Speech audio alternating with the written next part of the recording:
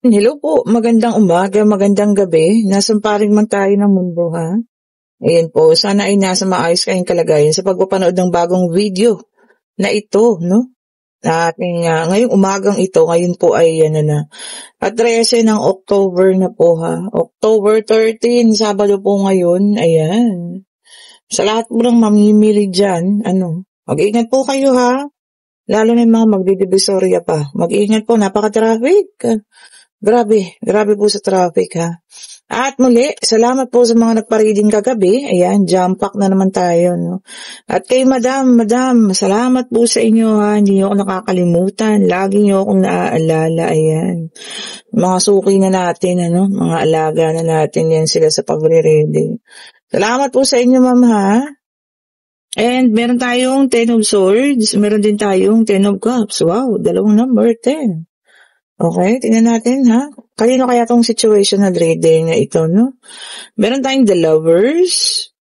Okay. And meron tayo ditong the Moon.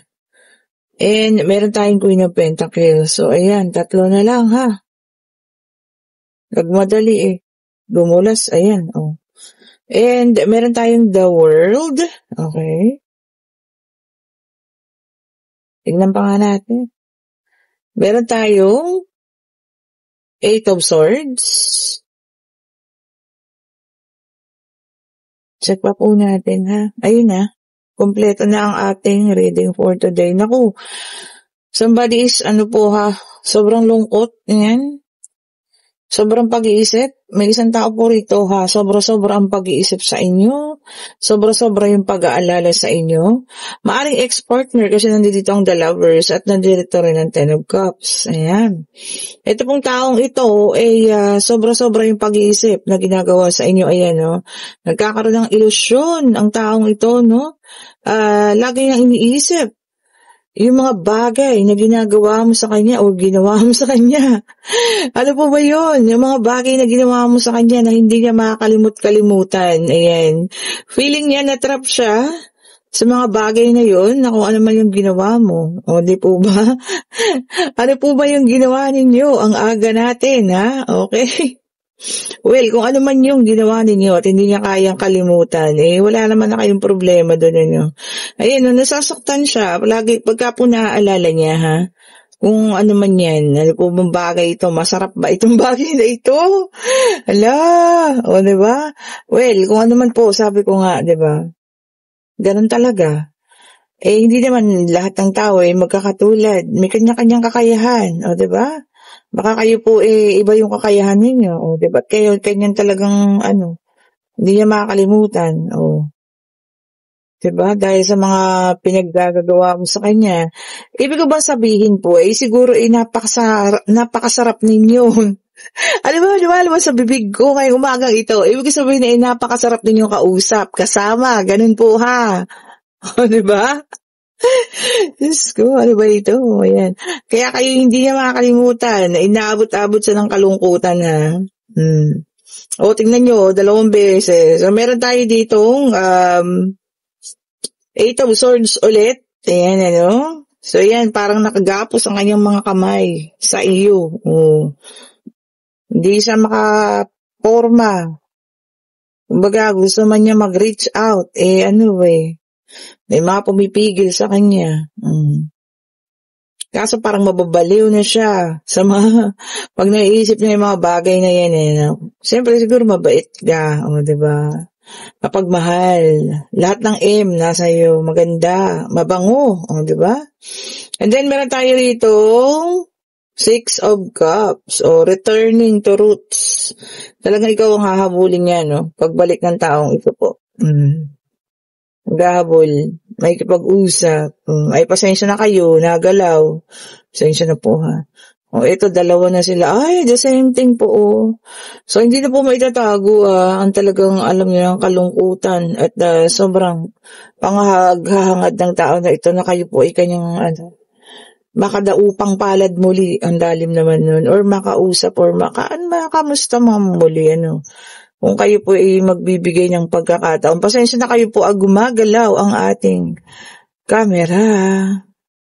Ayan, ayos na. And then, meron tayong King of Wands. Ayan ha. Sabi niya rito, no? By this time daw, gagawin niya po ang lahat. And, alam niyo yan, confident na siya sa mga bagay-bagay po. Diba? Confident na po ang taong ito. Confident. Malakas na loob. Ayan ha.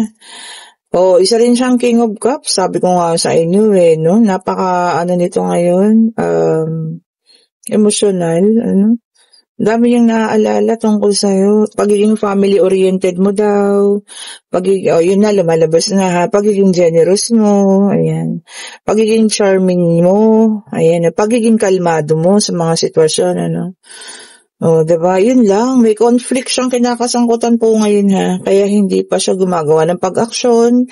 Kung paano siya lalapit sa'yo. May inaayos pa ito. May kaguluhan pa po sa buhay ng taong ito ha. Ayan, definitely, parang parehas naman kayo. This is a new beginning card. Ayan, parang gusto nyo parehas na magkaroon ng bagong simulain. Sana po, yung may bibigyan ng muling pagkakataon na kayo magkaroon ng bagong simulain. Sana po talagang alam niyo yan. Panibago para sa inyong dalawa. Diba? Para hindi na kayo masaktan parehas. Yung as in bagong-bago po, diba? Ito, pakiramdam niya ngayon, siya kasi lack of, communication. Nai-intimidate daw siya. Baka may umaaligid sa inyo at siya ay medyo selos na selos. Baka nakikita niya, kung magkasama kayo sa trabaho at nakikita niya may umaaligid sa inyo, nagsiselos na po ito ha. Tapos na pala, nandito na tayo sa pangatlong deck ha.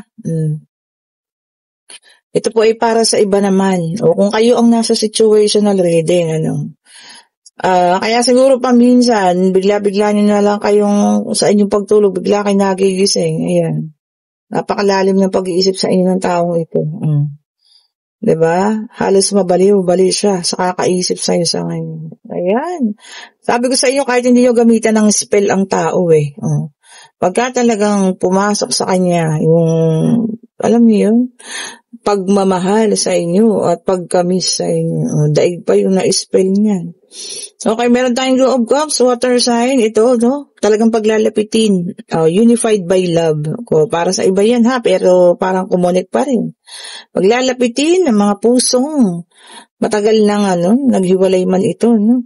Then, Ten of Cups, water sign ulit, naka-reverse. Ayan. Ito naman, sabi rito, disconnection. Iba naman sa inyo, magdi-disconnect. Ayan. Block and unblock ng mga, social media. Ano man po yan, ha. Wala naman tayong magagawa kung yan ang desisyon ninyong dalawa. Talagang ayaw na rin. Then, meron tayong Four of Cups, water sign ulit ito. Wow, puro water, ha. Restlessness. Walang pahinga. Sino ba sa inyo yung mga walang pahinga ngayon? Baka nag-straight naman kayo sa trabaho, ha? Mag-ingatan niyo po ang kalusugan ninyo, sabi ko sa inyo. Ace of Pentacles, Earth sign, ayan. Naka-reverse, ito. Meron daw kayong isang bagay na ninanais, kaya lang parang hindi maganda itong bagay na ito. Kumbaga, pag-aaksayahan ng salapi. Pag-isipan pong mabuti kung inyong bibilhin o hindi, ha? Kung hindi makiging pakinabang, wala pong, alam niyo yun, wag na sana. Di po ba? Five of Wands, fire sign, Aries, Leo, and Sagittarius. Ayan, clashing egos. Magkakaroon ng sagutan between you and maaring ang person ninyo, ha? Magkakasagutan daw po kayo. Wag nang palalain pa. Di ba? Kapag kayang tapusin na po. And then, meron tayong Temperance, a fire sign. So, water, earth, fire. So, si air na lang yung wala, ha. Okay, so, dito naman, andito ang ating angel Temperance. Sabi niya rito, everything in moderation. Tama. Hinay-hinay po, ha. Kailangan talaga ngayon maghinay-hinay sa pagkain, pag-inom, pagpupuyat. Alam niyo yun? Kung ano man po, ha, mga bagay na yan, maghinay-hinay po tayo.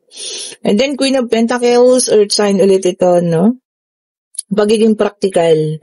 Yung iba siguro sa inyo magiging practical ngayon, hindi ubus-ubus biyaya. which is good. Sa napakagandang bagay, ha. Siyempre, pagiging practical, mas makakatulong sa inyo yan sa mga susunod na panahon. Diba? And then, meron tayong the Justice, air sign, naka-reverse. Ito na po, kompleto lahat ng zodiac sign lumabas po, ha? Okay, sabi rito, no, punishment, no. May makakatanggap ng kanyang kaparusahan. O kung ano man yung ginawa mo, ha. Siguro, humingi ka na lamang ng tawad. Baka ikaw po mapatawad pa. Pero papataw na raw po ang kaparusahan. Di ba? Ito na, pwede na kayong magtanong, ha. Pag-ibig, pangyayari, pag-travel, kung ano man pong gusto yung malaman, ano. Ayan, tanong na natin, Divine Universe, ibigay mo po ang kasagutan sa kanilang mga katanungan. Isa lang naman po, ha, para mas sigurado natin kung anong sagot itong inyong ibibigay. Kasi sabi ko lang naman po, isa lang, diba? Shuffle pa po natin, ha. Hindi ko nakita kung ano yung nauna, Ito na talaga. And yes po ang sagot. Ayan. Sabi niya rito, results. Ayan po, payouts, sahod. Ayan, ha. Ayan na po, ha. Lahat ng blessing na makukuha natin ngayon, pag-ingatan. Kasi pinaghirapan nyo yan, kaya deserve nyo po yan, ha. Payout, sabi niya gano'n, Kung alam man po, bonuses, Okay po, and ulitin ko, ha, kung kayo yung nasa situational reading at alam niyo yun, mababalitaan niyo na nakakaganito ang taong ito ng dahil sa'yo. Wala ka namang magagawa dahil unang-una, siya ang nagdesisyon na umalis sa relasyon ninyo. Diba? At ngayon, halos mabaliw-baliw siya, kakaisip sa mga bagay na, alam mo yun, ginagawa mo sa kanya, kung ano man po yun, ha. Wala tayong magagawa doon. Siguro it's part of karma, diba? Kasi nandiyan na siya sa'yo, bakit nagharap pa ng iba? Okay po. At lahat po na may gustong umorder na para maisabay natin bukas, mag-chat na po kayo ngayon. Ayan, sa mga Citrine. Okay po, dinadagdagan ko lang yung order para maipa-deliver ko bukas. Open na po sila every Sunday. So, pwede na tayo magpa-deliver. Yung mga nasa abroad po, andyan lang po yung link sa comment section. I-click nyo lang po, ha. At ako po ang inyong makakausap po. Thank you so much po ulit for watching. This is Saturday morning na po tayo, ha. December 13 of 2025. Ingat po ang lahat sa mga mamimili, Sobra pong topic, maaga pa. Diba? Ingat po kayo at ingatan niyo ang inyong mga daladalahan po, ha. Napakarami pong masasamang loob sa labas, diba? Diyan sa labas ng tawag dito? Labas ng mundo ninyo. Kung saan kayo makarating. Okay po? Salamat pong muli. Have a great morning po sa lahat. Ingat po sa papasok. Ingat sa mga pauwi. Ayan.